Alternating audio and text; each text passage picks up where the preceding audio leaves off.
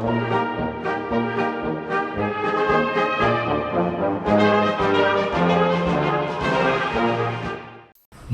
the activity you are going to practice is Lecturette. Here, we have given you a card on which there are 4 topics. Now, you are required to choose one of the topics, think about it for some time, and then give a lecture on your chosen topic to the rest of the group members. Okay? Yes. Now, in this activity, when you go to the SSB, you are going to get 3 minutes to think about your topic, and then you will get 3 minutes to speak. Alright? So here we are doing this practice in a slightly deliberate manner. So we will not follow exactly what happens at the SSB. We just want to learn how to participate in lecture. So speak confidently, speak relevant points, and the GTO also observes your fluency, whether you are able to deal with the topic in a confident and clear manner. For that, you should have reasonable amount of general knowledge. That means you should have studied about various issues which are affecting our country or which are common issues. Good morning, GK sir and my dear friend. Today I have chosen to speak on a topic: India and Japan relationship. India and Japan have very good relationship with each other. Even India have been very friendly with Japanese government. After the visit of PM Modi in 2014, Japan promised to invest in our infrastructure, nuclear power, power plants, and bullet trains. And in return, India promised to provide a fast-track investment in our country. In World War II, when Japan's 2 major cities were obliterated by nuclear power by USA, everyone said that Japan would not be able to make its comeback. And even its generations are now have been affected by the radiations. Some people do not have limbs and hands, etc. But right now, Japan have one of the richest cities in the world, that is Tokyo, which is known as the rising sun of Japan. Japan and even our military armed forces have very good relationship with Japan. We will be conducting a thermal exercise with Japan in this year only. Right now, we have all heard that China had been exercising its military power on the borders of Taiwan because of its One China policy. And we know that Japan have a very dominating nature towards its neighbors. So I think that India must cooperate with Japanese government and make a very suitable comeback and strong front to tackle Chinese invasions and other things.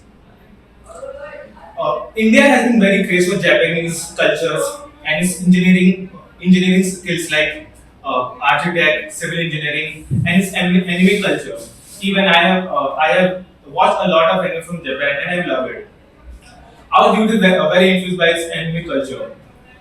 So, and even the Maruti Suzuki is the hallmark of India and Japan relations. Say about the performance of your fellow student. Anyone? I think it was very well spoken, but your thoughts can be a little bit more organized. Okay. And you can avoid using in between. Try to think it out beforehand so you don't get stuck. Okay. He wasn't taking too many pauses, but he was trying to speak a little faster. So don't be so quick. Be a little deliberate and speak with little modulation in your voice so that you can create a good impression on your audience. Don't speak in a monotone.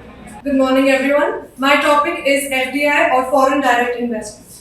Starting with, what is foreign direct investment? Foreign direct investment is the inflow of capital from foreign countries, be it from an individual investor or from companies and organizations.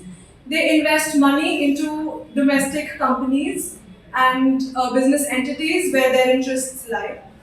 Now, what type of foreign direct investments are there? We have 2 major types. One is greenfield investment.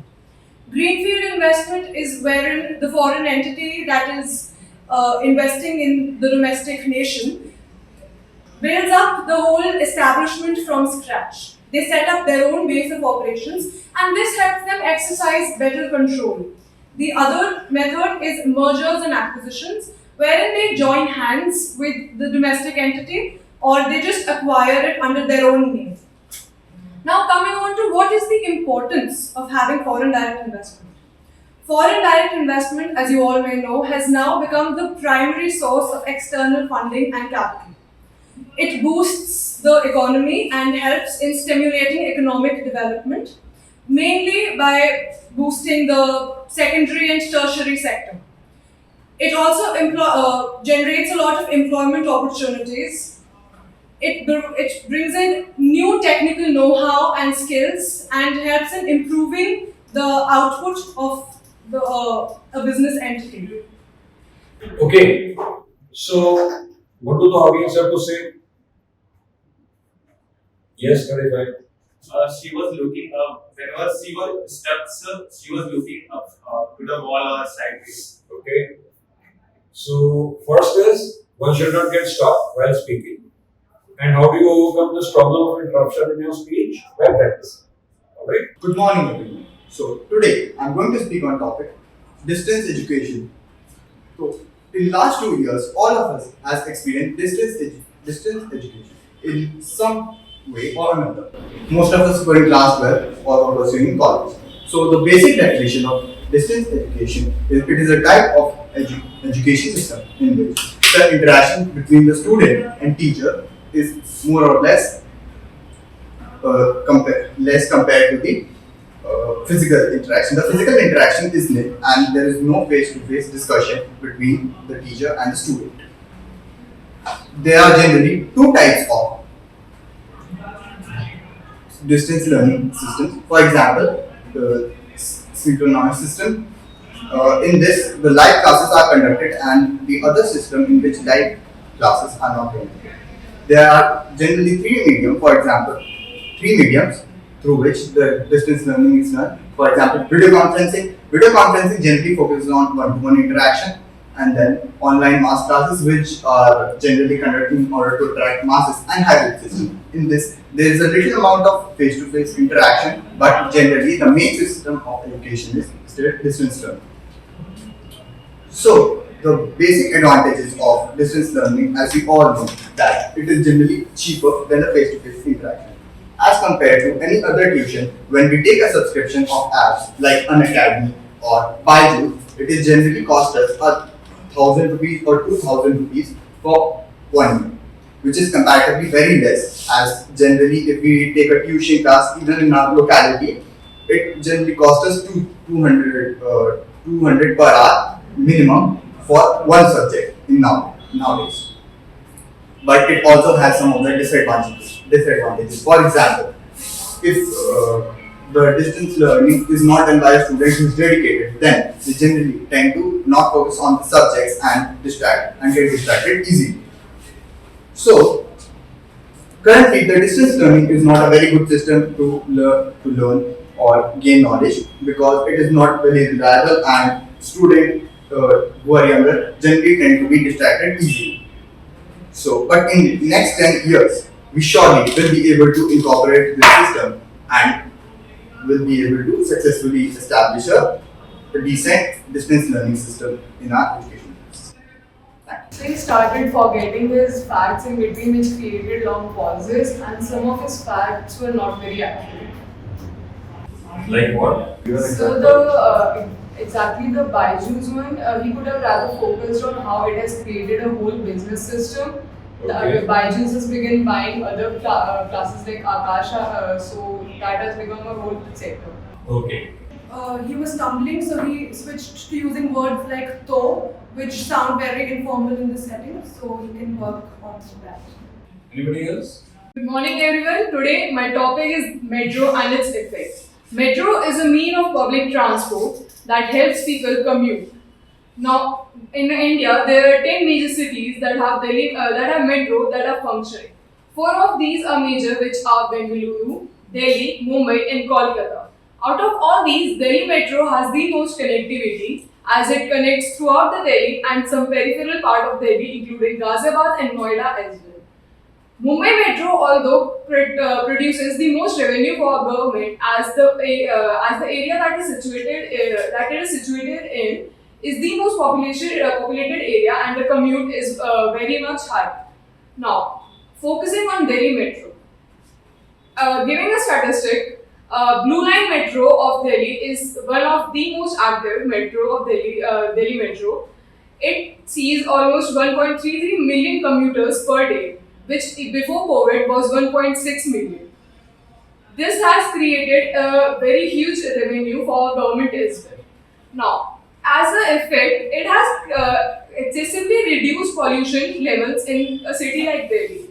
Carbon monoxide and nitrogen dioxide levels have reduced significantly due to the use of metro. The statistics says that 38% carbon monoxide and 54% nitrogen dioxide gases that were usually released have been reduced. Another profit that we get by metro commuting is that the traffic on the roads have reduced significantly. That also helps in reducing of accidents. It is also very economical. Now, giving an example with that, I once was traveling from Indira Gandhi Airport to my house. My first instinct was to book a cab. When I went through the app, it showed that it demanded 1,200 rupees for Indira Gandhi International Airport. We then decided that it's better to commute through airport line of Delhi Metro, which made four of us commute under 400 rupees. So this has helped significantly as people who are not very economically privileged can use Delhi Metro as their daily commute. Views from the students. Observations there. Sir, Yes, I think she will check fact check for blue line, sir. I think it was pink line. No, it's Okay. blue. I checked it. Yes. Okay. Most of the time she is addressing just number 6. So that means she is not maintaining eye contact with other students of the class. In that case, in case of the SSB, when you go to the SSB, maintain contact with different members of your group at different points of time. Alright? Don't keep looking towards a single person. Yeah, what else? She can also elaborate the topic of fossil fuels and the as metro lines are working on electricity. This topic can also Okay, so impact on environment. yes. Okay, anything else? Right, what about time management? So you need to calibrate yourself. Also, although the GTO will give you the correct indication, appropriate indication of the time, but you need to calibrate yourself as well. Good, please sit down.